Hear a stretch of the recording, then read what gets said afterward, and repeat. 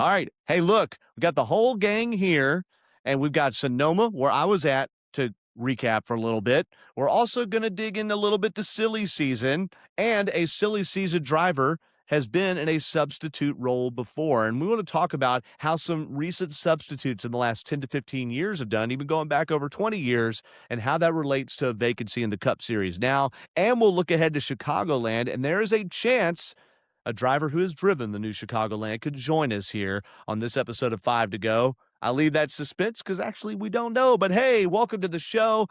It is a wonderful Wednesday in sweltering Atlanta and thereabouts, Georgia. I'm your co-host, Doug Fireball Turnbull from the traffic team with Rachel Cox-Rosen at 11 Alive News, Atlanta Journal-Constitution gridlock guy and proud member of the Performance Racing Network announcing team. I got to help call play-by-play this weekend with my talented cohorts there, and I got to call one of the best parts of the track just for passing and, getting brute force, so to speak, turns 4 through 7, the two slow right-handers there at the top of the course, and it was a lot of fun in Sonoma. Of course, we know that Shane Van Gisbergen swept the weekend there and maybe took a little fun out of it from some people that are looking to get things righted. But joining me on the show, first off, before we get into all that, he's our roving racing journo. He's decked out in what I guess we'd have to call vintage now that Atlanta Motor Speedway has been called Echo Park Speedway for over a year.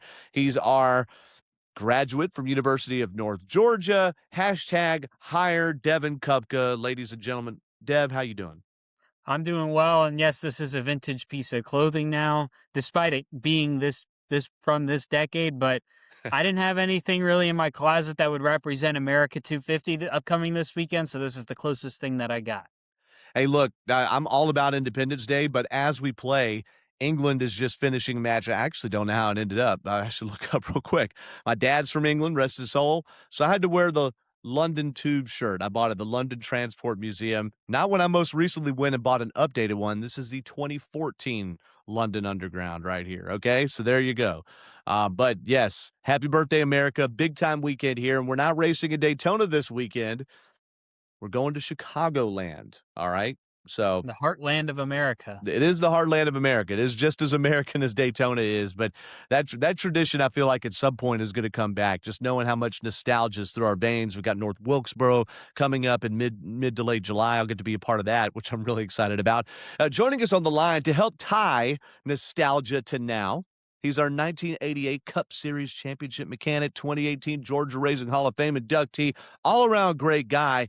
And we thought he wouldn't be able to join the show today, so having Dan Elliott be a part of it, the master maker of speed, the guy that works on those gears in the Dawsonville Speed Garage, is even more amazing. Dan, how you doing? About to melt down today. I hope you've had enough of this warm weather because I want to give it all to you. Listen, just like last week I said, Father's Day should be on Memorial Day weekend. I think that we should have 50 weeks of summer in Georgia. I don't care about the rest of the Father's Day country. should have been back at Michigan like it always was. It did used to be. That's true. That's true. Respond right here. It's But so hot outside that you can see Dan's tools are sweating behind him. You got that right. by the way, if anybody clips this, do not clip the part where Devin said Dan's tools are sweating, okay? There is more to that sentence. You're a pervert if you clip but it you that can way. see right behind me the tool board, so we're good. Respond right here. All right. Hey, let's get into the show. All right. Look, Shane Van Gisbergen swept the weekend. We saw Chase Briscoe closing in late in the race, and, there's some belief, certainly Chase Briscoe thought if he doesn't miss turn 1 with about 4 or 5 laps to go, that he would have been right there to at least maybe give a shot in the shorts to SVG, car number 97, and maybe drag race to the finish line. But it's so hard to bump in these Gen 7 cars and actually get somebody to move. We also saw Ty Gibbs win the pole. Ty Gibbs decide to flip stages and take the points. Or not, he actually didn't flip the stage. Other people did, right? He took the points each stage and have a monster points day that actually puts Ty Gibbs more in shooting range in the standings, and we'll get to that in a moment. There's a lot to break down, but here's the deal. We know SVG is king of the road course. We didn't learn anything new. Tyler Reddick's the only one that's beat him in a race where Shane Van Gisbergen hasn't crashed this year, all right, at a road course. Tyler Reddick had his own misfortune with power steering or steering issues. Corey Heim won most recently at San Diego. And how fast does this sport move, guys? Corey Haim's name barely gets mentioned this weekend because he's not even on the property that we know of in Sonoma Raceway because he wasn't in the Cup race and there was no truck race and he's not in the O'Reilly Series. So SVG back to King again and holds off Briscoe and the like. If I was going to have somebody remember this race, Dan Elliott, what would you tell them to remember that maybe would stick for them, I don't know, till next week or next year? I think the most important thing about Sonoma is the fact that you really don't know on a road course what you're going to get.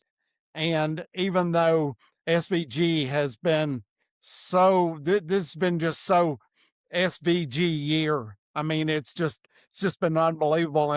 And you think, how long is this going to last? When does it turn around? Well, you and I both know that in this sport, when it does turn around, usually it turns around quickly, and a lot of times it gets pretty ugly when it does turn around. So I don't know that that'll happen with SVG. That's not what I'm saying. But for the year already that he's had, it's just been remarkable. I mean, it's been no less than remarkable. If so, what you're saying is this race just adds to the body of work that shows in this category, this guy is the deal. That's the main thing. It's not, oh man, look, they're, two young Toyota drivers, second and third, or anything like that, or, another driver, Bubba Wallace kind of losing his mind during the race, Todd Gilliland kind of having the similar proclivities. It's really, this is another chapter in the book of SVG road dominance. Yeah, and the thing about it is when did you first hear about SVG? What was your first remembrances of SVG? And it's like all the other drivers that were the ringers that were supposed to come in and redefine road course racing, which in some aspects, a few touched on that, but none to the degree that SVG has. Bingo. And some could argue, who does Mike Joy always bring up? Gosh, it's on the tip of my tongue. The road racer that won, Dan Gurney. Yeah. There was a period where Dan Gurney came in. He went like 5 out of 9 races or something. It was here and gone. And I don't know how much that changed the game back then either, because for the longest time after, there was 1 to 2 road course races a year, right? I'm going to get to your take in a minute, Devin. But Dan, it was 1 to 2 road course races a year. 2. There was 2. And I mean, back before, because Watkins Glen didn't enter the schedule till the mid 80s. Sonoma wasn't on the schedule till 1990. So was Riverside, and was there another one that they regularly went to with Riverside? No, Riverside had a early in the year, at the beginning of the year and the end of the year, remember? Okay, that's it. So there were 2 Riversides, and then it morphed eventually into Watkins Glen and then Sonoma. So and up until the Roval, really, we didn't have additional road courses at all. So there was very little imprint. So when you see SVG approaching Jeff Gordon now, he's within 1 of Jeff Gordon's all-time win record on road courses at 9. Gordon, though, had quite a bit more races to do it, but Gordon only had 2 shots every year to do it. 2 shots every year to do it. And I think that's pretty incredible that SVG is already there. Chase Elliott went on that incredible run, 2018 through 2021, winning 7 races. It's now been 5 years since Chase Elliott has won on a curly But Q earlier course. in the career, it was Riverside. It wasn't Sonoma. It was Riverside. Right. That's what I mean. There was Riverside twice, and then that eventually morphed into Watkins Glen and Sonoma being the 2 instead of Riverside. All right, Devin, if someone's going to remember this race and pull it out of the time capsule, and you can only say one fact about it or one theme, what is it? Well, I would say we brought it up last week, but it was a gotta have it race for SVG, and that's what he did on Sunday. And I think that's the thing you're going to remember too, is that this year, with how the point standings are shaking up and how the system is working, that SVG absolutely needed to go out and win on Sunday to improve his point position, put him back in the chase, still just right above, hovering above that cut line at only plus 36. But I think that'll be what is the remembrances out there on the West Coast in SVG's dominance. I absolutely, and we made a very accentuated point about it. Is there almost too much pressure on SVG knowing this is the last already road course race of the year? We do know next season, by the way, Watkins Glen will be later in the season again. It'll be, I don't think they've said the exact date, but later, August-ish, or what it used to be. Having it in May and then having these 2 back-to-back, it's kind of like it just blew your wad way too early. And, of course, COTA was the 3rd race of the year back at the beginning of March. So, That's a great point. And Shane Van Gisbergen, we're going to dive deeper into the points in just a moment, but he now goes up 3 spots. So he was out of the playoffs, now back in. That's how close it is. And he is, I think it's 36 points to the good. Tough math there. I think 36 points to the good. Shane Van Gisbergen, 14th in the standings. He's ahead of Ryan Preece and Austin Cindric, and he is really only just behind. Well, he's 19 points behind Bubba Wallace, who is 13th in the standings. And then just on the outside looking in, Brad Keselowski, AJ Allmendinger, Joey Logano, Michael McDowell, Ross Chastain, 22nd. All right, top 10 finishers in this race, though, is SVG leading 74 of the 110 laps. A year ago, he led over 90 laps. All right, so he really spanked him. But some of that was due to strategy and due to our third-place finisher, Ty Gibbs, starting on the pole and leading every lap in Stage 1 in a race that also, guys, saw no strategy variance. It was either stay out and get stage points or pit early and try to drive back into the top 10, which Shane Van Gisbergen did at both stages. And that allowed Ty Gibbs up there leading some laps, okay? Second-place finisher didn't lead a single circuit on the day, Chase Briscoe, who was also the runner-up finisher a year ago. Briscoe in the 19 team dialed in at Sonoma Raceway. Gibbs, as I mentioned, third, one of his best races, complete races he's run the whole season. I know he won Bristol, but honestly, I'm almost as impressed with Sonoma as I am his Bristol win, and Bristol was pretty good. Kyle Larson, he keeps knocking on the door with top fives, and I know that's aiming low for one of the best drivers in the entire world.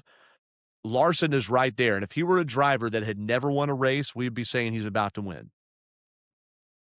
You know, now we're expecting him to win, of course. He is fourth. Christopher Bell, bum wrist and all, legitimately ran fifth, and at one point got run off the racetrack and was able to recover and get back on the track. And doing that again with a wrist that is easier to track on your wrist to drive than San Diego. I didn't tell you I'd ask you this, Devin, but that's a statement race as much for Christopher Bell, Devin, isn't it, than for Shane Van Gisbergen, considering how much he was off the pace and had to have a substitute driver in Brent Cruz a week ago, right? Yeah, I think it is impressive given the fact that Bell's been going through a lot of stuff this weekend, and with how Sonoma is going uphill, downhill, a lot of turns, just like it was at San Diego last week. For him to have a good run was really impressive, given that the big hit he took at Michigan a few weeks ago. I mean, and a hit that, you know, a lot of close observers thought was going to be an extended recovery, to say the least. It's amazing. And even the fact that he got in the car at San Diego, he struggled at Pocono too. Week 1 after that crash, he struggled at Pocono and still almost won it on fuel mileage. Christopher Bell, 5th place. Adam Stevens, the 20 team. Ryan Blaney was 6th, and he looked good all weekend long. But really more of a bridesmaid, not a bride in that case. What was significant, Dan Elliott, about Connor Zilisch finishing 7th? Do you know? You know, it was one of those things where he's had such tough luck. I think it's like, to me, it's been like a sophomore year. And you know what they say about drivers with their sophomore year, it's usually their worst one. And to come through this race and even finish where he did, to me, was a great accomplishment and should set the team in motion, to me, mentally for the races, I think, to come. Even though it's not road course races, it mentally, that should help him a lot through the weekend that he just had. And it's his first career top 10. First all season, and he only ran a race or two the year before. Connor Zilisch, 7th place, and he frankly was running better, and he was bleeding spots at the end. He was having some issues with the car. 8th went to Ryan Preece. Who's picking Ryan Preece out of over Chris Buescher at RFK to get a top 10, huh? And Buescher struggled. In fact, they pitted an additional time in Stage 3, maybe to 2-stop the stage just in case there was a yellow and stay out on tires. Ryan Preece, 8th. 9th, that went to Michael McDowell, who said he's finished every spot, like 1st through 7th, or every spot in the top 10 or something at Sonoma, except for 1st. He was going for a win. He looked really good early, just faded late, a little bit slow on pit road. 9th went to him. And Alex Bowman, frankly, I need to look this up, but I think it's only his second top 10 since coming back at Bristol. He had the top 5 finish at Talladega, and it's been a real struggle for the 48 team. He is 10th in that race. By the way, Carson Hocevar finished 11th. He started on the front row. Little T this week. Did you see this? Kyle Larson went on this new kind of NASCAR influencer generated podcast, Bussin' with the Boys, but it's like Racing with the Boys. And Kyle Larson was the guest this week. It said that Carson Hocevar is like an 8-year-old when he jumps on the internet. Basically, they paraphrased. Carson Hocevar qualifies second on a road course and then says, "Can you believe they for real let 8-year-olds start on the front row?" Yeah. Love it. Love it. Keep bringing that. I love the tension, okay? And then Hocevar's front bumper was involved in one of the big confrontations of the day, and it was Denny Hamlin, who is legitimately running in the top 10 here on a road course, not really expecting to, and was looking to make a big haul on Tyler Reddick for the points lead. He instead leaves California with only a 1-point lead over Reddick, the first change in the regular season in the top of the point standings. Reddick won Daytona and has been king dog with a triple-digit points lead just a few weeks ago ever since. And Hamlin ends up getting spun on an early stage 2 restart, gets splitter damage. He was spun right in front of me in turn 7, and it was one of those accordion deals where Hocevar's going to get blamed because his bumper hit him, but it looked like it was a checkup sandwich kind of thing, and he kind of got shoved into it. That's really what I've heard multiple people say. To me, when I saw it live, all I saw is Hamlin spinning. I don't know if you guys have a different opinion or not. It looked like a racing deal, and Hamlin didn't chase him down or anything after the race. He just had to settle for a crap finish. But Hamlin, guys, advances in the in-season tournament over Ty Dillon and gets the points lead. But who had the fastest lap of the race? Did you see this? A week ago, it was Kevin Magnussen who finished, 20 blah, okay? Tyler Reddick lost several laps on pit road, got a couple of free passes, but several laps on pit road with a steering issue and never went to the garage that I know of. I think they only worked on pit road, and they were able to tape that sucker up and get the steering issue fixed late in the race.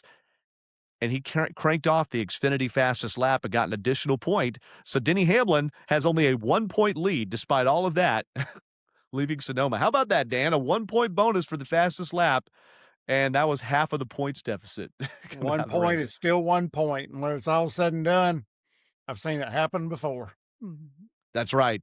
Would you argue, Devin, that all the pressure is on Tyler Reddick for the end of the regular season now and not Denny Hamlin? Yeah, I think so, because with all with Denny Hamlin making that gap up over the last 2 months, I think the pressure is on Tyler Reddick, because it felt like the first quarter of the season he was untouchable, but now it's Denny Hamlin and him passing him. And I was really rooting because there's never been a season in NASCAR history where a driver has led the point standings at the end of every single race through the end of the year. So that would have been really cool to see. But yes, the pressure is on Tyler Reddick to win the regular season championship. That's a great point. It was like when William Byron almost had that perfect race at Darlington last year and then lost the lead at the very end. And he had a similar one in the Coke 600, but he had a perfect race until not. Okay, so anyway, so Hamlin finished 26. Reddick was P last, 36. He ended up 4 laps down. There was only one natural caution of the day when Josh Berry got spun, turns 3, that area. There was some debris on the racetrack. So that, but Bubba Wallace was caught up a little in that. I mentioned Wallace. Dan, you saw he crashed in qualifying, was really fast in practice.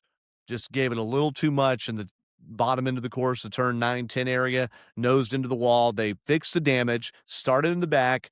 He actually got up into the top 10 and then just got in several skirmishes, mainly with Todd Gilliland that I saw, but some others. And it just kind of unraveled from there, Dan. I mean, I keep seeing Bubba Wallace say and oftentimes even do really like mature things, like he's turned the corner and then he goes through a stretch like this and it's just really up and down. I mean, he's not a young driver, right? This is his 9th full year in the Cup Series. He's not a young driver. I mean, is there anything you say to him? Is it all on his own? I mean, what do you do? What do you say? Because the predictions did not line up with the race day final when you tally up the sheet on what could go wrong on a weekend, because that's the things that just don't really make any sense. Is He had such a good, and I think he's trying to, for lack of a better term here, psych yourself up for these races and kind of speak into existence what you want the weekend to be. And racing doesn't always fall into that category sometimes, or fate doesn't allow you to line up this way. But as probably some of the drivers would have said in the past, did he hit about everything but the pace car? I don't know. But it was one of those weekends. It was a tough weekend, and he it looked like from the onset he had a really good car. It did. He did, and he had put it together too. Now he ended up finishing 22nd, so it's not like he put it on the hook, but he only got 15 points on the day. Likewise, Ty Gibbs, who didn't win the race, got 54 points because he Yep. won both stages and finished third. Yep. 54 points. Crazy. One for every I car mentioned the number. point standings. Bubba falls down 2 spots to 13th. He's not in a horrible position at all. 275 to 330, that's 30, 25. So he's 55 points to the good on the cut line. Yeah, but you got too many races left to be comfortable. You Totally. can't put yourself in that position. Totally. You can't bleed points at this time in the season. Totally. And I agree. I'm not trying to estimate who they are and what they're doing, but 55 is a night. You could easily lose it, but it's also, you've got something to play with. You're not sitting on completely thin ice. And 13th, you have a few drivers in between you and 17th. I just looked between 14th place Shane Van Gisbergen. You asked about the bubble earlier before we started recording, Dan. Between 14th place Shane Van Gisbergen and 27th place John Hunter Nemechek,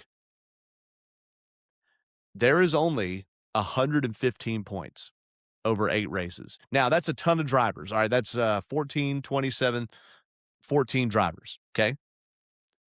But only 115 points separated. And I kept going down. I'm like, certainly there's going to be a big drop-off somewhere, and it's just only a few points, and then a few points to the next spot, and the next spot. 115 points over 8 races. John Hunter Nemechek's not looking to point his way into 16th in the standings. But the point is he could have 2 really good races, and somebody ahead of him could have 2 really bad ones, and suddenly he's whoop. And that's all it takes there. I mean, Devin, when you look at it, and here's I want to pose it this way, actually.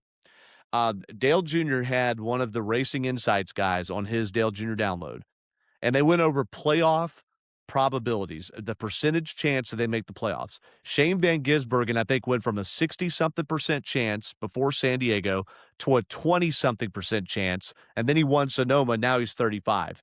And here's what this guy said. You ready?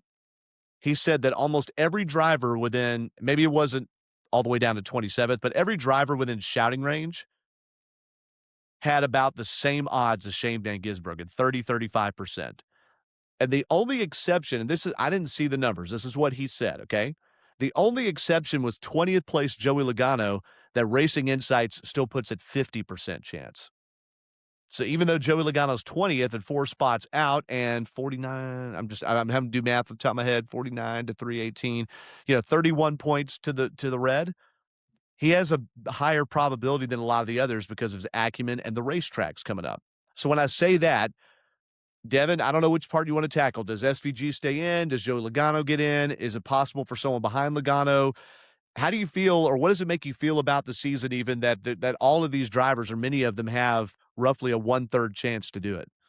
I guess when you look at it through SVG's standpoint, right, we don't have any more road courses coming up the rest of the season. So I think for him, it's going to be a little bit maybe more of an upward climb. I mean, let's take a look at some of the tracks that we have upcoming, right? So we have Echo Park in the spring. SVG finished there in 6th. We got Las Vegas later in the year, 36th place finish, 14th at Darlington, 11th at Martinsville, 34th at Bristol, 36th at Kansas. So just a handful sample size, right, of some of the tracks that we're still going to go to again this year. It's going to be much more of an upward hill climb for SVG than, say, somebody like a Joey Logano, who's 31 points out of the cut line, right? So now we've got more tracks that he's able to win at. Not saying SVG can't win at a mile and a half, but if you were to take up SVG and Joey Logano week in and week out, let's say at Las Vegas or a Chicagoland, Joey Logano is going to have higher odds to not only finish better, but win a race. So I think that plays a role into it as well, even though Joey Logano sits 20th in the point standings right now. But, also with Joey Logano, too, we've seen him heat up in the second half of the season. So Yeah, I that's think true, for and we haven't seen him SVG, go on a run in a long time. it's Joey been a Logano. while, but we've seen it within recent time, and we've Yeah. seen it a better performance on the 1.5 tracks than we have with SVG for certain. That's a great point. Even though the Ford program, particularly the Penske program, hasn't been amazing in the 1.5 miles, Brad Keselowski is particularly good at them. I heard those stats getting kicked around, and back in the day was really good at Chicagoland too. All right, so then when I said those 30% things, Dan, probability, I'm sure that wasn't going all the way back beyond 20th place, because beyond 20th place Logano, you've got McDowell, Chastain, Zane Smith, Ricky Stenhouse Jr., Riley Herbst, Todd Gilliland, John Hunter Nemechek. I think it really falls off after that. You got to really be good, and a lot of drivers have to really be bad.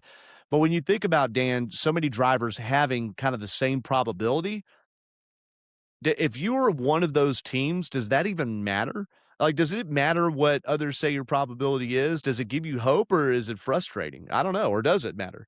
I don't think that the probability chance to me means anything. I think it's more down to the attitude, the mental attitude of the team, and you're just like we saw in years past with Tony Stewart and several other drivers who put it together the last half of the year. Yeah. And they were, as some of them got named or talked about, were closers. So you've got closers, and you've got teams, I think, that are going to step up more than others for sure. I think that when you look at this, only a few factors are weighed, and for us on the outside, the factors that we rely on the most is like Devin read off. Where did they finish in the last races since the Gen 7 car? And Yeah. there are a lot more factors to be considered. And then you go into the factor of, just like the race that we just saw this past weekend, is the fact that you got to be careful that you don't get run over. You're a victim in a deal that is not of your doing, but you're caught up in it. And just like we saw with Denny Hamlin, you're a good car, you're running good, and then all of a sudden you're not. And at the worst time of the race that you could possibly have that happen. So I would love to be privy to more of the factors that are considered in this, just like when you get into the deep cycle of the horse racing and what they look at, and they look at so many different things that we don't have any idea of what they really are looking at, how deep that does go, and what to consider. Because I know you said we weren't going to talk about this, as far as even the fact of down to it just doesn't seem to be Ford's season.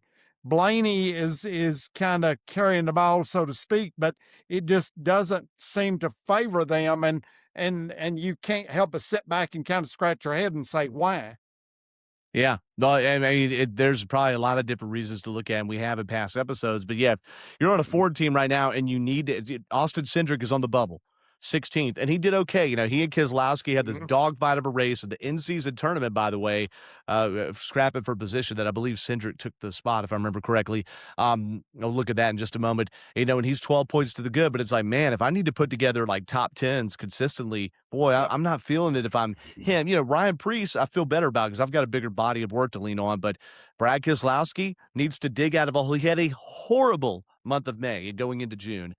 And so did Preece, rather, and that shows how good they were beforehand, that they're only this far back. But man, if I'm Joe Logano and I need to just crank off consistent runs, it's almost like if I'm Paul Wolfe, the crew chief of the 22, I need to start throwing some Hail Marys to get some to get stage points. And we have heard there's been and we're not going to go into it this week, but maybe we should another week though. When a driver like Connor Zilic, you're a rookie, you're finishing 30th every week for all these different reasons, your cars aren't fast, it means that you have the worst qualifying draw, or one of the worst. You're always in the Group 1 or Group A practice, which means you go out earlier in qualifying, which means you're more likely to start poorly, which means you're less likely to get stage points and finish well. And then the next week, because you didn't finish well, and on and on and on and on and on. And you could get stuck in that rut. And Joey Logano's right on the edge of being on that rut and not having the speed, the raw speed, to dig out of it. So what can they do? One driver that's so impressive in all of this, well, two actually, Eric Jones, who we never know when the magic's going to run out of Legacy Motor Club, because every year they go on a little flicker stretch where they suddenly squeeze off some good finishes. But he survived the 2 road courses to only fall 3 spots to 17th in points. 17th in points, 12 out. And he was on the right side of the point standings before San Diego as far as the playoffs go. Another one, AJ Allmendinger, who is not all that impressive, in Sonoma. But Allmendinger has been solid and suddenly just kind of hanging out there, 19th in points, 1 top 5 finish, 3 top 10s. And AJ Allmendinger, with no manufacturer backing from Chevrolet, is ahead of Logano. He's ahead of a Spire car, McDowell. He's ahead of a Trackhouse car. He's ahead of a 2311 car, Riley Herbst. That's pretty impressive. And you could argue, even throwing the front row cars he's ahead of in there, which are all of them, they've got more manufacturer backing than he does. And he's doing quite the job over there. So let's pivot off of that for a second. I don't know how much we want to talk about the in-season tournament, except there were a few upsets there, along the way. Alex Bowman beating Tyler Reddick, for instance. Ryan Preece did not beat SVG, but he did run probably his best road course race we've seen him run. But I do want to talk about a story that is gaining more traction, and that is the idea, and y'all reminded me to talk about this, thank you, Dodge going to the Cup Series. In 2027, hold on. We're just skipping O'Reilly. Okay, all right, okay. Colleague Racing, of course, is their one team in trucks, and they're Ram there. Stellantis, the parent maker, and Jordan Bianchi, who doesn't just go throw stuff against the wall, but he does report on rumors that he thinks are credible enough, and he couched it basically saying Dodge seriously eyeing a return to Cup in 2027. With the biggest obstacle being, well, A, strength in numbers. They've only got Colleague that they could go to right now. And B, there is not an engine program. In trucks, you run the Ilmor motors. Chris Rice said this on Door Bumper Clear this week. No surprise that Chris Rice has been in the media all of a sudden a bunch lately, telling everyone how long AJ Allmendinger is signed to his team, but it's up to AJ each year. And also, suddenly he's co-hosting Door Bumper Clear or guest on Door Bumper Clear. That's not an accident. So suddenly you see this report about Dodge, maybe, and you see Chris Rice everywhere after he's been kind of MIA for a little bit. So the biggest obstacles, again, strength in numbers. There are no extra charters available, right? They decided that if this happens, they're not going to open up those 4 charters and potentially bring that for a new manufacturer. And then the engine program, which is probably the biggest X factor of all. But they're looking at it. They've been testing a body, that kind of thing. And I believe it is for the Dodge Charger, not the Challenger, but the Charger. Which also I was like, didn't they discontinue that? I don't know. I have to look that up. So, Dan, you were aligned with your brother when he was shutting his own race team and going to Dodge's first return to the Cup Series, if you will, or most recent return to the Cup Series in 2001. And I think that was announced in 1999. That's when Ray Evernham left Hendrick. They had 2 years basically to ramp up and staff up. I know this is different, but how is it the same? And what would you think about if suddenly Dodge was a Cup team that quick? I've tried to wrap my head around what that would mean or what I would do. I really see that this is, to me, I'm thinking this is certainly a different time. I don't see the same strategy as being able to bring the key top players that they were able to do the first time. I don't see, I see a lot of difficulty in that, okay? And I don't know how strongly they're going to bring themselves in right off the bat, if this is going to be, as you alluded to early on when we were talking about all of this, is it a flash in the plan strategy of how we start this and where we're going with this, because I know that I've heard rumors thrown around and seen a lot of stuff. You have too, Tony Stewart, Ryan Newman, all this stuff. But you and I both know to come in and do this, what an undertaking this is going to be, considering the charter deal, the Yeah. amount of money it's going to take to get this started. And as you said, is Dodge going to do the engine development? Is this going to be much as a Toyota deal? Do you jump in and do it as a Hendrick type deal where you do your own engine program and are Roush Yates? I don't know how this is going to play out. I see a lot of strategy that's going to have to come into play, and they'll have plenty of time to do that. But Yeah.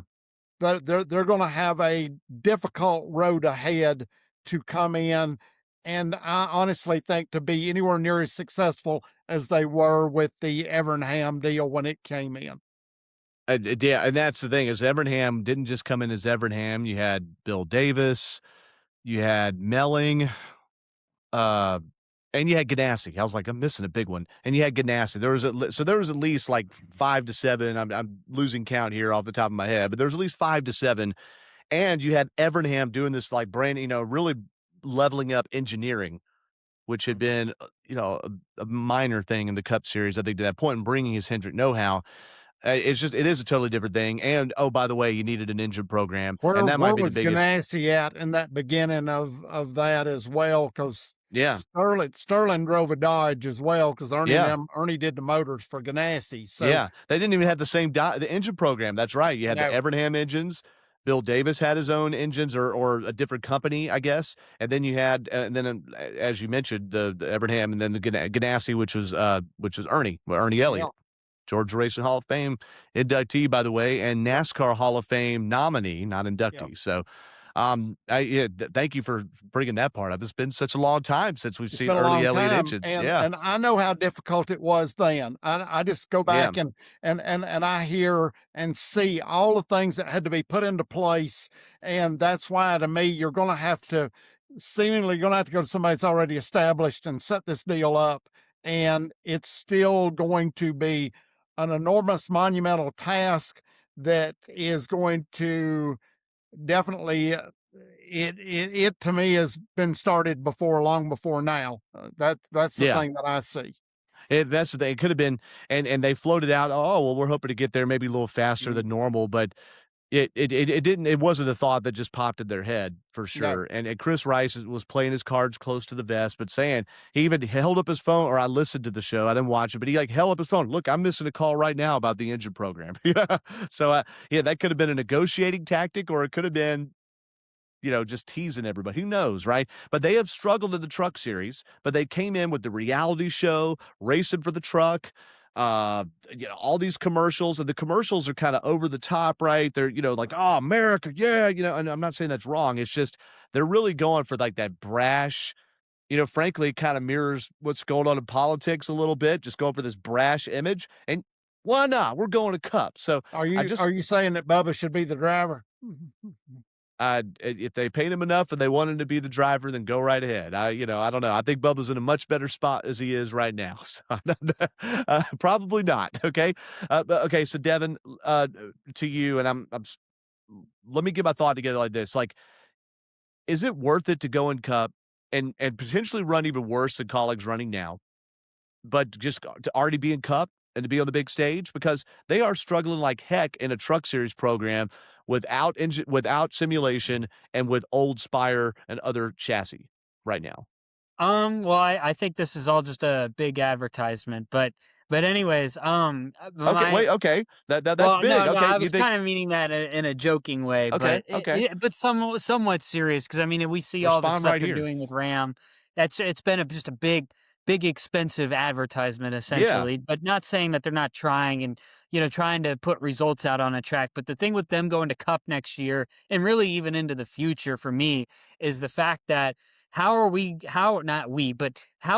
going to come out and be competitive next year, 2 years down the line, or is it going to be even further than that, right? Because If somebody finishes first every race and somebody's going to finish last. And where does Colleague rank amongst everybody else when you bring in this fourth manufacturer? And I think that's something tough to imagine right now because we just don't know anything. And there's so much information that's unknown. And I don't know where Colleague would rank in terms of the other teams, even if you put them with the new manufacturer and them being the key partner for Dodge, right? So it's tough to see where this thing goes, essentially because Dodge's plans were to increase the amount of eyeballs that were on NASCAR and two, be very competitive in the NASCAR world, including the Truck Series and the Cup Series as well. It's hard to tell right now where they stack, and I really don't think it matters what year they start, whether it's 27, 28, 29, heck, even 2030. But it's just tough because there's just so much information that we don't know. Yeah. Until we see the product on the track, I don't think we'll be able to size them properly up at the moment against anybody else. And that's a great point. A colleague, if it gets them to a key partnership with the manufacturer, even if they struggle now, it's making a move for the future. And there's no doubt to me that the colleague team knows how to win. They've got good people. They fell off in recent years as maybe there was some distance with them and Chevrolet started to grow. As the junior motorsports program, and then Hendrick entered the O'Reilly series, it just maybe created some distance there. And you don't know, or maybe Chevy had to repivot its resources and restructure things. We don't know all of that. No one's going to fully say it until they're 20 years later on a vintage NASCAR podcast dishing out all their old secrets. Okay. But Chris Rice did say on Door Bumper Clear, if we didn't make this move to Ram, we were going to die as an organization. So they're probably, if Dodge says we wanted Colleague Racing to build us a rocket to the moon, Chris Rice and Matt Colleague are probably going to try to figure out how to build a Dodge rocket or a Ram rocket to the moon. So I'm here to watch the ride, and I hope that it's successful because we need more manufacturers of the Cup Series. No doubt. I hope this isn't a last-ditch effort because here's the thing. Stellantis has struggled as a company from what I hear, right? If this is we're putting all these marbles in here and it doesn't work out and they're not getting the return on investment, fill in the blank, right? It's not great. And we're seeing that with Arby's, boom, sponsorship. Hardee's, boom, sponsorship. And I'm just hoping that these aren't all all the metaphors into the table, into the center. And then if it doesn't work out after 1 or 2 years, I don't know that it will be. And I'm not trying to make anybody mad. Am I saying, like, are y'all seeing the same tension if you look here? at it, if you look at it in the past, Dodge has been very flimsy with NASCAR in the sense that they come in, they're in for a decade, then they leave for a decade, then they come back, and then they leave, and then they come back, and then they leave. They were here. If you include the Truck Series, they entered the Truck Series when it started in 1995, and it didn't come to Cup until 2001. So they were actually in for 17 years through the 2012 season, or I guess 18 total years, and not just the 12 years. The 12 years they were in Cup, right? They did have a little bit of history before that. But I agree that you don't want them just coming in and out because the undertaking is so large that so many people will lose out if you change your mind. There were also different circumstances. Chris Rice mentioned, why did Dodge leave it after 2012? They won the championship with Brad Keselowski. Penske had decided that it needed to move to Ford. Penske was also, by the way, doing its own engines. Mm-hmm. Dodge. Who's going to be, Colleague build engines, or is it are they going to contract? This is a big story, and we're going to keep following that. All right. Now, we got one other kind of esoteric type thing before, and then we want to preview Chicagoland really quickly. With the in-season tournament, I did do a bracket. I literally did it right before the race started. I'm standing in turn 7, getting almost sunburned, trying to see my phone, squint at my phone, and in the sunshine and do it. And so it doesn't matter what I picked, but I did have Tyler Reddick beating Alex Bowman, considering he'd won COTA. Okay. And I did have Zane Smith. Where did he, what was his, who did he lose to? The bracket's kind of confusing to read. I had Zane Smith. So he was out. Where was he? I had him beating Carson Hocevar because Smith has been kind of sneaky good on road courses. I need to pick like a little upset. So Reddick, Smith are out. Suarez is out. Allmendinger, somehow it was out because he lost to Chase Briscoe. Briscoe had struggled at San Diego. I thought, man, come on, Allmendinger's going to turn it up. And then we also had Ross Chastain get beat by Christopher Bell. I was thinking Bell's wrist, and Chastain, who's nearly won at Sonoma before, and also, won at Coda a long time ago. Eric Jones beat Joey Logano. I was like, no, man, not Eric Jones.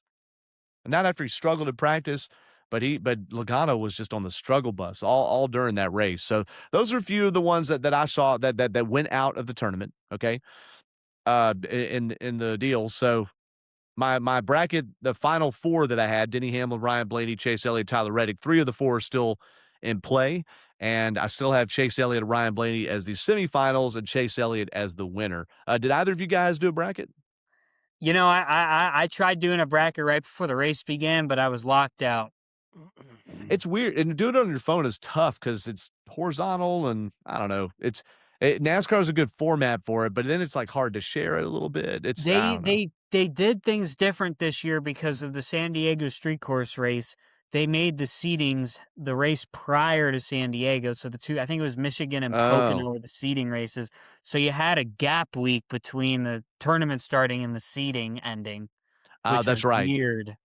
That's true, yeah, because they did just the road course. They wanted to know what the tournament was so they could talk about it for a whole week, I guess. And it's done by points. They didn't have that stupid thing from a year ago. I'm sorry to be so blunt, but where you decided who the top 32 were based on the 5 races prior and not the whole season. But who got left out of the bracket, huh? Connor Zilic? What is it? Let me look at the points. Hold on. It was gosh, that's tough, man. So Connor Zilic, Ty Dillon was in though. How did that happen? Is it because Alex Bowman made it by 32nd? Somebody's in the top 32 that's not supposed to be in there. I don't know. But Connor Zilic didn't make it. Cody Ware, Cole Custer, and Noah Gregson, I think. I don't know. Anyway, tough to be Connor Zilic, rookie season Trackhouse, and not even make the top 32. We are 18 races through this season, boys, and I was going to do hey, who's a big surprise at halfway and all that. We've taken up a lot of oxygen with the points. I will say Hamlin leads, Tyler Reddick by 1. Then you go minus 104 from the lead, third place Ryan Blaney. 26 points behind Blaney is Ty Gibbs. That points play from crew chief Tyler Allen and the engineers and everybody in the war room at Joe Gibbs Racing puts him up to 4th. It puts Ty Gibbs ahead of Kyle Larson now by 18 points. It puts Ty Gibbs 35 points ahead of Chase Elliott, who also had a rough day in Sonoma. He stayed 6th in points, but lost more ground. Chris Buescher, 7th, minus 201. And look at this. Carson Hocevar, Daniel Suarez, 18 races in. We say it each week, are 8th and 9th in the standings. And then it gets down to Christopher Bell, Chase Briscoe, and then we get to where we've been talking about. William Byron, too, just was kind of a non-factor most of the day. He did a little pit strategy, long pitted Rudy Fugle in the 2014, but they don't have it, boys. The 24 is missing it right now, and he's only 2 points ahead of Bubba Wallace. And then you drop off 20-something to go back to that Hornet's Nest, 14th through 27th we mentioned. Now, okay, the last thing before previewing Chicagoland, and we may have a guest help us preview Chicagoland that I'm going to splice in later, but is Austin Hill and the 33 car, or to me, are kind of they and the 48 of Alex Bowman are the nexus of silly season. All right. I want to focus on Hill, though, because he's not had great results. And even when he got up front, there was the crash. He's caused a wreck or two elsewhere. And he's in a role where we know he is substituting for Kyle Busch the rest of the season. He's not splitting races with Jesse Love. Love is going to the 21 car. Josh Berry, the free agent now. And I wanted to look back over the last few years at some successes and some for people that have substituted. All right. And so going back to 2005, Jason Leffler, 2/3 of the way through the season, is fired from Joe Gibbs Racing when they launched the number 11 FedEx car back when it was a Chevrolet. J.J. Yaley was given the reins in race 25 in Fontana and finished 39th, 34th, 25th, 29th. And then they said, okay, he was a rookie in the O'Reilly series, the number 18 Vigoro Home Depot Chevy. If you remember that, they had a half and half sponsorship a long time ago. Devin was a tiny young man at that time. Um, okay. Denny Hamlin steps into the 11 car. He wins a pole at Phoenix. He has finishes his first race ever in the Cup Series, 32nd at Kansas, but he started 7th. He ran 8th, 8th, 19th, 7th, 13th, and then at Homestead, 33rd. So you got 3 top 10s. He had 3 top 10 starts, 2 top 5 starts, a pole. And guess what? He is still driving the 11 car, in case you haven't heard. All right, another substitute situation. Remember this, A.J. Allmendinger kind of had like the ride of his life. You're taking over the 22 after Kurt Busch gets fired. This is after A.J. Allmendinger did a kind of part-time patchwork substitute situation. He actually resurrected his career after getting fired from Red Bull by substituting, if you remember this, Gillette Evernham Racing. He substituted for Patrick Carpentier, who got fired. Remember that, Devin, midway through the 2008 season? And Allmendinger became like he had this upside. And he raced a few years in the 43 car and things like that. He replaced Reed Sorensen. He gets called up to Penske's. Hey, Kurt Busch is out. Boom, Allmendinger to the 22. Allmendinger fails a drug test. And at race number 18, this very race weekend, if you will, or this last race weekend in that 2012 season, Sam Hornish gets in the 22 car, who had lost his ride when Penske had to shut down a fourth team, basically, or shut down an extra team. He gets 1 top 10 finish over the half of that season. And then they hired Joey Logano. And really after that, he went and wins. He did almost win the O'Reilly's championship in 2013, and then it kind of petered off after that. He did get another chance at Cup, but just wasn't the same. All right, Alex Bowman. Dale Jr. gets a concussion. I was in Paris. I remember this. 2016, Bowman had no ride. He had been released from Tommy Baldwin Racing before that season, and it was kind of a backup in the Hendrick and Junior Motorsports stable. Alex Bowman gets a couple of top 10s, substituting for Dale Jr., 3 top 10s in fact, and he wins the pole, leads 194 laps, and finished 6th at Phoenix. And they hire him to be Junior's replacement after the 2017 season. So he had to wait a whole nother year, but in that substitute role, he resurrected his career. So there's mixture of success stories here, success and failure. J.J. Yaley, by the way, still got a Cup ride after his bad substitute deal, but he only lasted a couple years of Cup full time. All right, now here's one. Josh Berry. Chase Elliott gets injured, misses 6 races. Misses several races. Berry finishes, he gets a 2nd place at Richmond. I remember that a lot. He almost won it, and a 10th place at Phoenix, but otherwise kind of pedestrian finishes. He also substitutes 2 races for Alex Bowman when he broke his back, finishes 10th and 25th, and then finishes 30th, 34th, and 22nd.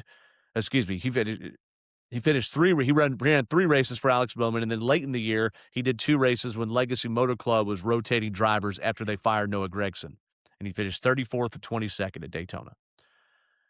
Mixed results, and what do we look at? Mixed results, Josh Berry. Now he's looking for a ride. Okay, just 2 more. Okay, just as other examples. David Ragan, who we might have on the show later. We'll see. David Ragan substitutes for Kyle Busch when he runs the 18 car, 2015. I didn't put these in chronological. I'll put them as I thought of them. Kyle Busch broke his leg. Ragan gets 1 top 10 in the 9 races that he runs as a substitute in the 18 car. He then, just 1 race later, as Eric Jones replaces Ragan before Kyle Busch comes back, he then gets in the 55 for Michael Waltrip Racing and has just kind of mediocre results, never cracks the top 10. And that was when Michael Waltrip Racing was kind of on the decline, after the spin gate a couple years before. Now, lastly, Carson Hocevar. Remember this? When Chase Elliott was out, he got suspended for a race in 2023 after coming back from the broken leg. They call Corey LaJoie to run the 9 car at Gateway, and Carson Hocevar into LaJoie's number 7. Hocevar is running well, but blows a rotor, cuts a brakes, a tire, something like that, finishes 36. But then driving in lesser equipment in the 42 car later on, again, with Noah Gragson gone, he finished 17th, 20th, 11th, 16th, and then he had 2 bad races, 35th, 36th, 31st, 3 bad races, and then 19th. but he ran better than that car had been running in most of those races. And what did other drivers, including Chase Elliott, say? Man, watch out for that Hocevar, and weren't they right?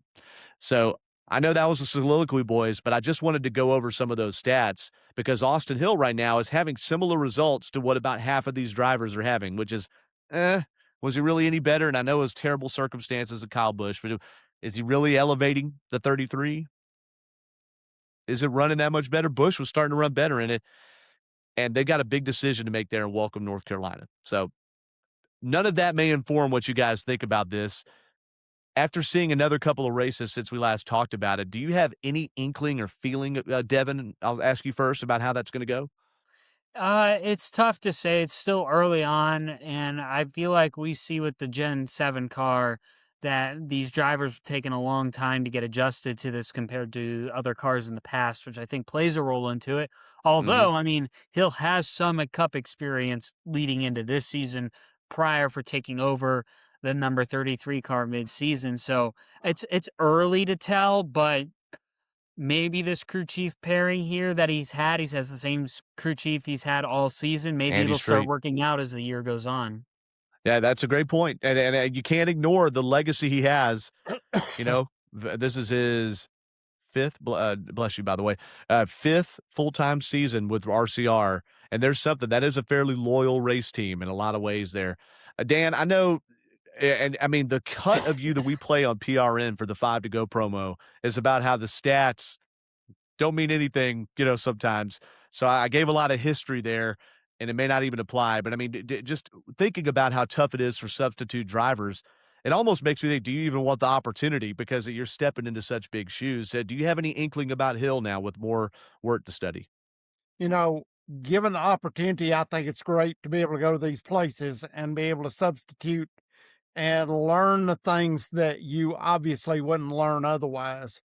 But also, too, I just wonder, and this is me personally, I wonder how much politics is involved when a driver goes and substitutes, and you can factor in what you want to on this. I'm just bringing it up because I know in years past I've heard of politics. I've not seen it firsthand, but I've heard of politics going on, and read between the lines on this, and I would say that this would be very difficult, and it's one that you would have to tread lightly. I don't care who you are and what you've been doing, and you're either going to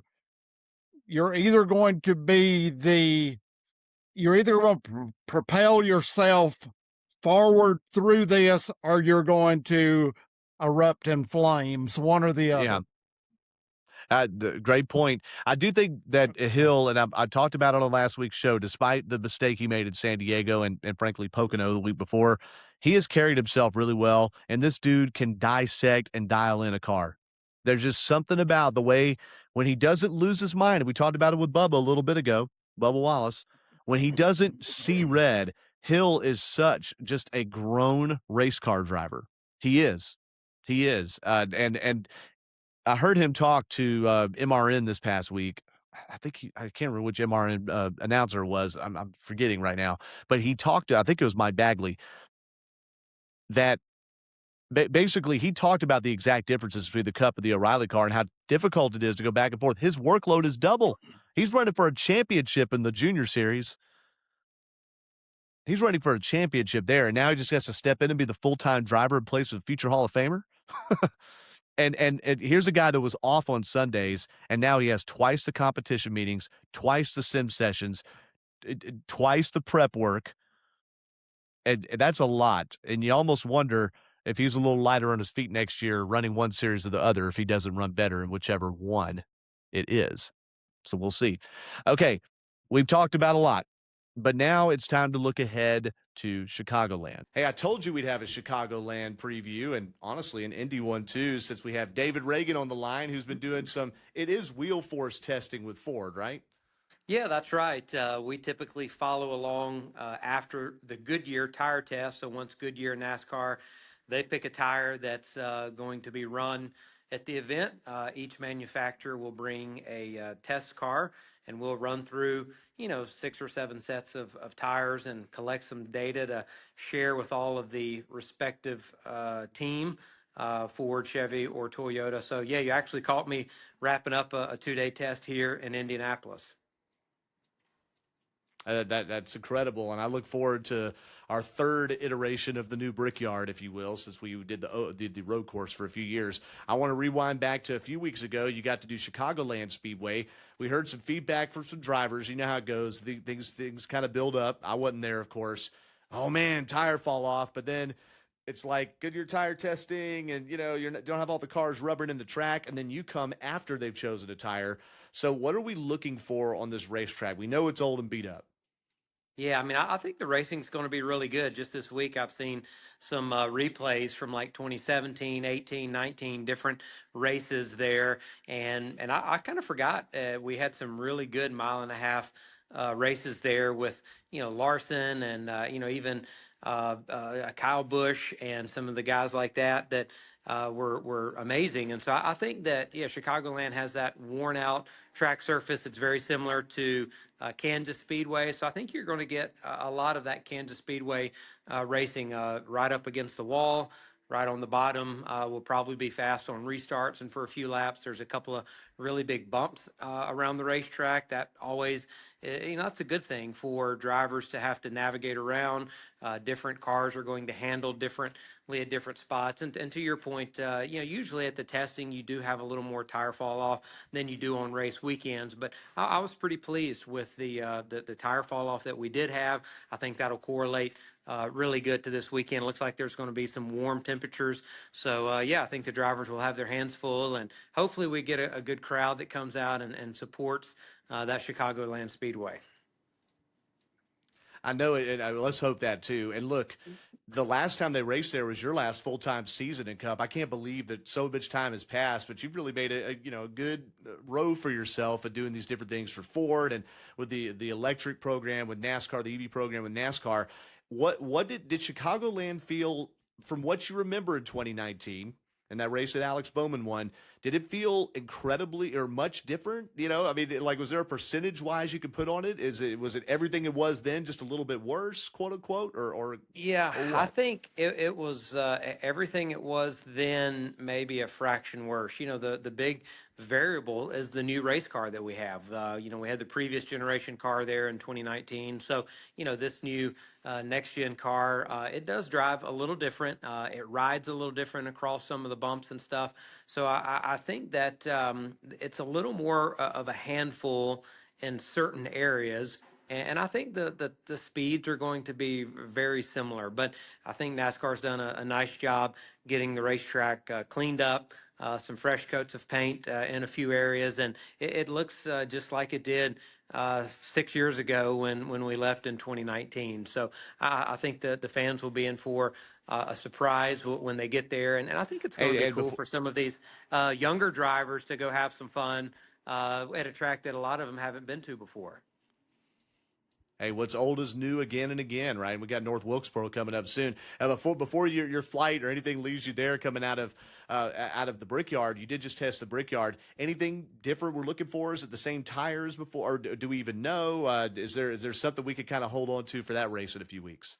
It is a very similar tire. We do a back-to-back run with last year's race tire and the new adjustment that Goodyear made, and it is very, very similar. I just got through talking to one of the Goodyear engineers that's here this week, and it's not much different. So I always love coming to the Brickyard. And I know sometimes the racing isn't as great as it you have at Chicagoland or at Kansas or at a short track. But man, there's nothing like driving through that tunnel and seeing the Indianapolis road of bricks and the grandstands and the golf course, like everything that makes Indy is really neat. I'm sitting in one of the trackside suites right now that, it's Legends Row. So you've got all of the Indianapolis 500 Legends names on the door. So I enjoy coming here, even if it's a bad race. I still think it's always fun coming to the Brickyard. But I think these race cars are going to put on a good show. It'll be interesting to see if the Fords have been able to find a little bit.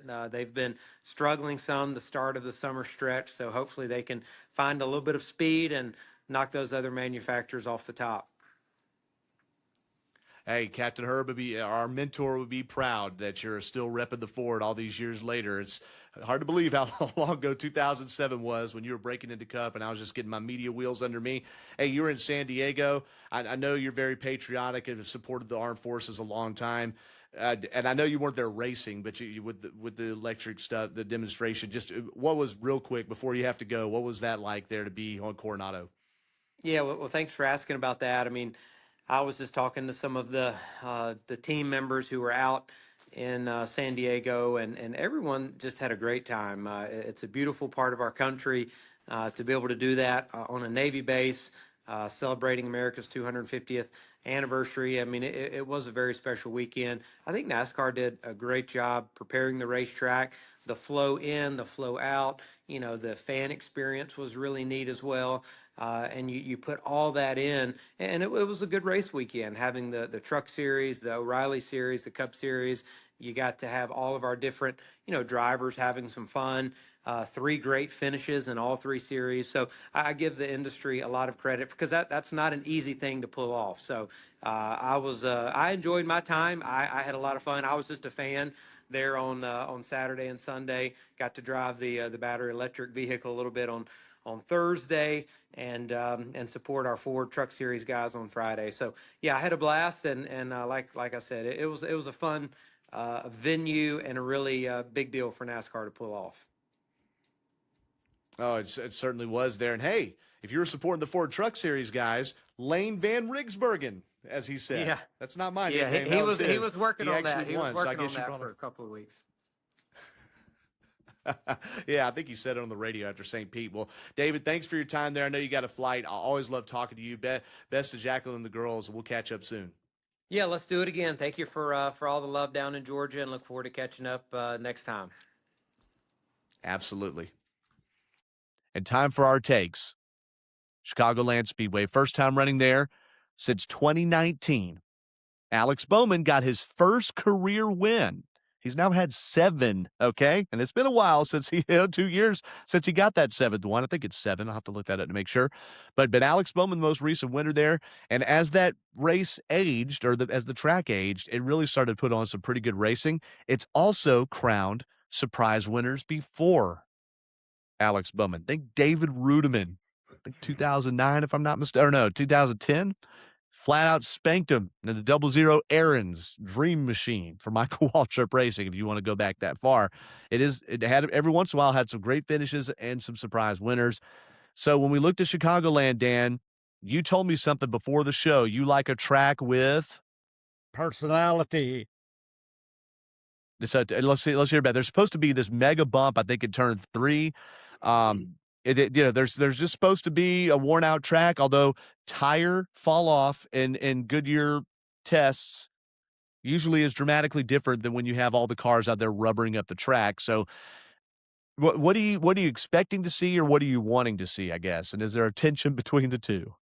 I'm wanting to see, as I have talked about for a lot of the season, and that's the drivers that seemingly that we don't talk as much about, that have had glimpses of really running good at certain racetracks. I want that level to keep progressing. I want NASCAR to be able to say at the end of the season that we made these cars all as close to identical as possible, and this is the results it produced, instead of some of the races that I've seen so far in some of the anomaly races. I'd love to see that pack closer together. I'd like to see so many more cars within a 25, 35, 40 point spread that you've got 10 or 12 cars on the cut line that could all be candidates to finish above the cut line. And I see Chicagoland being, I'm really thinking about Denny Hamlin, and that goes against kind of what I'm trying to say here, but I also think about Ty Gibbs. Oh, yeah. Ty Gibbs. His time is coming, and he's proven himself to be, in the last races that I've noticed him and watched him, he's maturing, and I don't know if that's because of his teammates, whether he's getting a lot of coaching, I don't know what is going on, but I see that team really developing, and I think it's time for them. That's a great point, and he certainly could.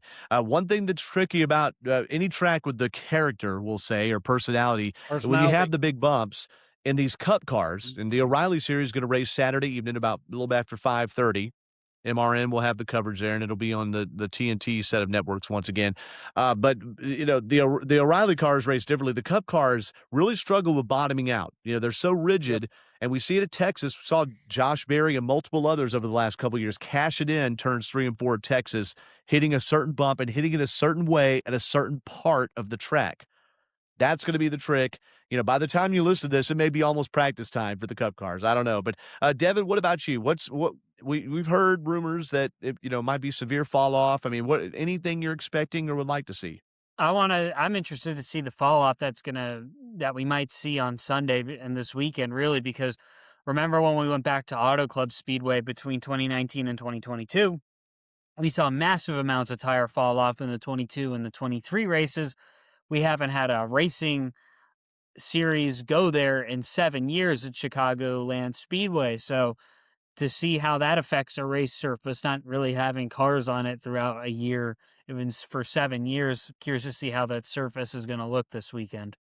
For sure. And, there's been some conjecture that the facilities probably could use a little more updating. I'm sure. Also, I heard Dale Jr. talk about, and I mean, again, take it for what it's worth, but ticket sales haven't been all that great. And a lot of people were excited about Chicagoland coming back. Go ahead, David. Well, I was going to say that I think I brought this up maybe back in March and said the Yeah. ticket sales are really, really, really bad. They've picked up a lot more since then, and Okay. it doesn't look too bad right now. But when you look back at March, I mean, that place was it was close to probably 80% to 85% of unsold tickets. And I'm wondering if people are just waiting for the weather. It's July 4th weekend. I mean, we saw Atlanta struggle Labor Day weekend. Looking back on it, I loved it. It was it's a vintage track, vintage holiday. If it's not going to be Darlington, why not be Atlanta? Tire management. But again, this is the old Atlanta. But, people just want to, not go to the racetrack. I mean, unless you're like a diehard race fan, and that's not a diehard race fan market. All right. Yeah, a lot of Midwestern race fans. I don't know, though. Road America did really well July 4th weekend. So what is it, right? I mean, those are one state apart. What is it? Okay. Sorry about that phone ringing there. So check it out. Okay. In Chicagoland, just going back to where we had current drivers of the Cup Series running it. Kyle Busch won in 08, rest his soul. But let's go to mentioned David Rudiman, Tony Stewart in 2011, Rudiman 2010. Brad Keselowski won there in 2012 and 2014. All right. Denny Hamlin won there in 2015. Martin Truex won there back-to-back years. Truex Jr. 16 and 17. Kyle Busch, and one of the greatest finishes, the first one with Dale Jr. in the booth, by the way. Slide job. Kyle Busch outfoxed Kyle Larson, 2018, and 2019, as I mentioned, Alex Bowman. Just to give you an idea, again, this is pre-Gen 7. Who cares, right? I mean, in a way, who cares? But there's some people that just have a knack for it, and Hamlin's won there before, Keselowski has, and Bowman has, for what it's worth. All right. Well, look ahead to Chicagoland there and make your picks. Hey, let us know what you think is going to happen in Chicagoland. And then, of course, we're looking ahead into the Atlanta race weekend. I found out something cool. Echo Park Speedway, Raceway Ministries tent. We're still going to have the driver Q&A in the mornings, but now the tent is going to become something called the Pit Stop that has games for campers and fans all weekend long. Cornhole and believe it or not, I promise you what I'm telling you is true. They're going to have beer pong, but you could bring your own whatever to pong with, so to speak, but they will have the ping pong balls and the cups. Do as you please, campers. That's what I was told by Miss Yancey, by Connie Yancey, okay? I have never played beer pong with actual beer before. So there you go.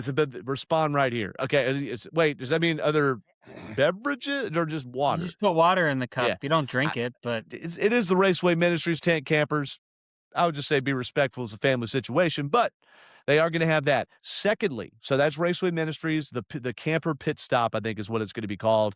And I'm not sure what times for breakfast, or they don't know the drivers yet. But that's less than 2 weeks, or right 2 weeks. Secondly, my buddy Mike Haney, who back when I was a traffic reporter at WSB Radio, was traffic trooper disc golf driver.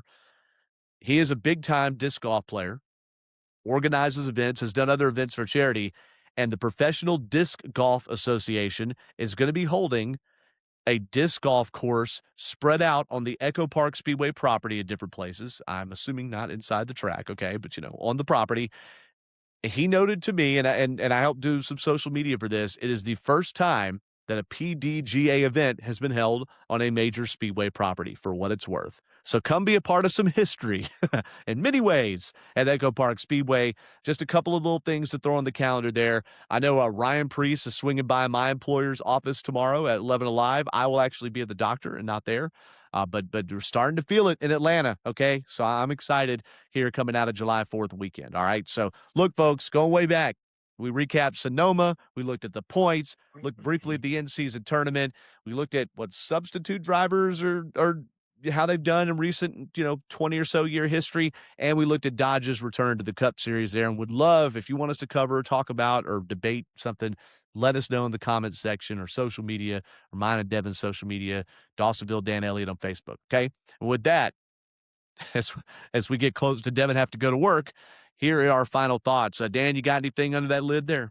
I'm kind of looking forward to Chicagoland and seeing what we come up with different for there, and kind of excited about that, because as I say, and I can't say it enough, when it comes down to making up points or protecting your points, these races now are just going to get more interesting and more interesting as we do the countdown. They really are. I am more and more excited, Dan, to your point, about how the point system has changed. I was very agnostic when they announced it. I was like, okay, I see the good and the bad. It's way more compelling. You were right. All of y'all, you were right. Okay. So far, until the playoffs end up Tyler Reddick winning it by 150. But no, really. Anything can happen. That's the thing. Someone could go on a heater and make it a stinker, and that happens sometimes. So all about it. Agree with you, Dan. Devin, your last intellect.